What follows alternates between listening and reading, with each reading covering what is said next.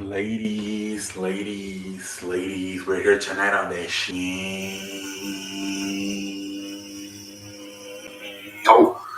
And tonight we are going to have wrestling news here tonight, ladies and gentlemen. So they interview AJ Styles and they pretty much just flat out ask him, "Do you think the new World Heavyweight Champion is the secondary title?" And he's like, "Yeah." Obviously, you look at the way it is. Roman is both the Raw and the SmackDown champion right now.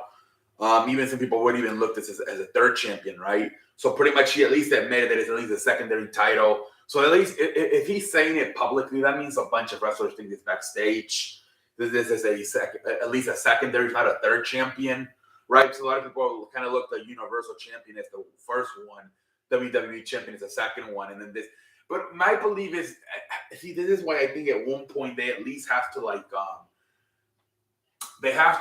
just have one title for Roman, whether it's like the Universal or the WWE, because it's making it feel like, yeah, this is like almost like he has both titles right now. We're gonna make a new one. At least if they would take like the WWE Championship away and maybe just keep the Universal one, then it'd be like, oh, that's a SmackDown champion, the Universal, and this is the Monday Night Raw one.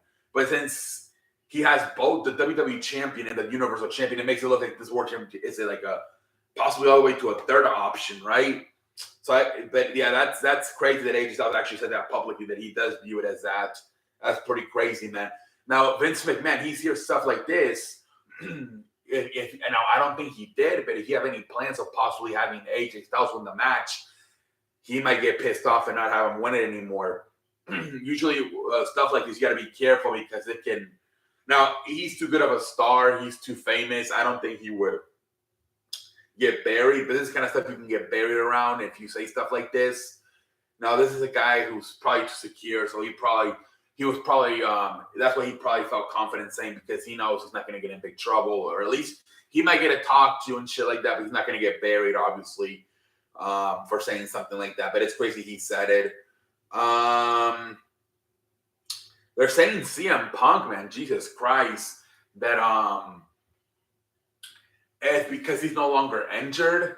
If he does not show up for Collision on June 17, which is the day the plan was for him to come back to AEW, Tony Khan would sue him. According to a Wrestle Reporter on Twitter, he now there's not a big, like, obviously not nobody like Sean Rossap or Dave Meltzer, nobody big like that is saying it. But supposedly this guy is a Wrestle Reporter. He has said that because CM Punk has been cleared by the medical staff that at this point there's no more excuses why he's not wrestling, and he's still under contract with AEW. So if he does not start wrestling on June 17, which that was the day they agreed for him to come back, there could be a possibility of him getting sued by Tony Khan and AEW. That shit is crazy, man. Jesus Christ, man. That would be crazy. Holy cow. All right, now moving over Mercedes Moné had a match last night versus Willow Naga for the New Japan Women's Champion, where Mercedes Moné broke her ankle, which just really sucks because now she's probably out of Forbidden Door. There's still possibility she could be back for All In August at Wembley Stadium, but she's probably not going to. No, she's for sure not going to be able to wrestle at Forbidden Door in June. So wishing Mercedes Moné a speedy recovery, and we'll see if she can. She's probably going to be out probably until probably like at least July, August with this injury. So maybe, like I said, maybe all in is still a possibility. So we'll see how all in is still possible. All in is still a possibility. Maybe we'll see. They're saying that both Liv Morgan and Dakota Kai were hurt last week in that tag team match on SmackDown. They're saying that first, Liv Morgan hurt her shoulder, and then once Dakota Kai realized Liv Morgan's shoulder was hurt, she did a move and she was trying to protect her because she knew she was hurt, and she tore his ACL trying to protect Liv Morgan. And so they're saying Dakota Kai is going to be out for months. I mean, there's a good chance we don't see her probably for the rest of 2023. Obviously, Bayley took a year to recover from this injury. Same thing with Jimmy Uso. So Dakota Kai, who knows when the hell we'll see her again? I mean, at this point, probably the earliest, the fastest we'll see her again is probably the Royal Rumble. So I guess there goes Damage Control. It kind of fucked up the storyline because now it's just like it's just easier now, I guess, to break up Damage Control because you could just have Io Sky, just fucking beat the shit out of Bayley and it's over. Or you can have Bayley stab Io Sky in the back. Maybe she gets jealous, she's getting more attention. Because Dakota Kai's it's finished for a while. Like, she's not going to be wrestling probably for the rest of 2023. Who knows when the hell she'll be back. So I'm pretty sure they're going to just say, they'll probably just do a feud eventually with Io Sky and Bayley, and then they'll probably just break up Damage Control. It's over, man. Speedy recovery to both Dakota Kai and Liv Morgan. Jesus Christ, man. Wow. They're saying the plan is to turn both Bianca Belair and the Street Profits heels sometime this summer. And they're even thinking about putting them all three together. So we'll see what happens. Obviously, they're starting to realize that some fans are starting to get tired of Bianca Belair being women's champion. She got booed in that Puerto Rico show, I believe. And there was another, it was a Puerto Rico one. She got booed for Backlash. And so WWE does realize that. And there's talks about turning her along with the Street Profits heels. So we'll see what happens. John Cena. No, hold on. Drew McIntyre, apparently, he hadn't been active on social media in a while, and this weekend he retweeted that about the match between Kevin Owens and Sami Zayn, and who they needed a mystery opponent, a mystery tag team partner. But then he unretweeted, so we don't know if he's going to be the mystery partner or not. We'll see what happens, but it could be a possibility, I guess. We'll see what happens.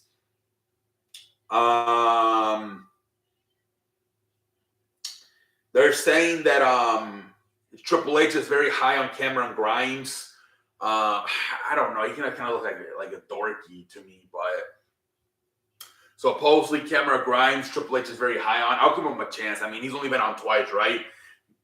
That match with Baron Corbin. And then I think he did that backstage promo last week where he said, I want to go all the way to the moon. But outside of that, he hasn't really done much. I'm going to give him more of a chance. Will Ospreay, he's scheduled to be a free agent in 2024. And they said, yeah, just like Jay White, he really seems to be interested in giving both AEW and WWE a chance, at least to make offers. But he said he is still also willing to re-sign with New Japan. So we'll see what happens with that. And then last one, John Cena. John Cena said that promo he told Austin Theory where he completely buried him. He said, I told him that first privately. So all of that is legit. I told him privately. And then I went out there and told him in a promo. But no, I actually sat down with him and told him all that thing privately before we went out there. That's crazy. Makes you think, right? Obviously, John Cena, very good friends with Vince McMahon. Makes you think if John Cena's like, I don't know about this kid, Vince. You might want to, because even now with Vince McMahon back, Austin Theory's kind of, I know he's the United States champion, but I don't think he's not as over anymore. I don't know. Somebody even said that the whole selfie stuff, right? That even that was giving him more of an identity, and now he just looks like another guy out there, right? But I don't know. I mean, maybe Vince is just not getting involved with that kind of stuff. Maybe he's just more like with the main event, and he's like, at this point, he's like, well, I like Austin Theory, but Triple H, you do whatever how you want with him. Maybe he just washed his hands with Austin Theory.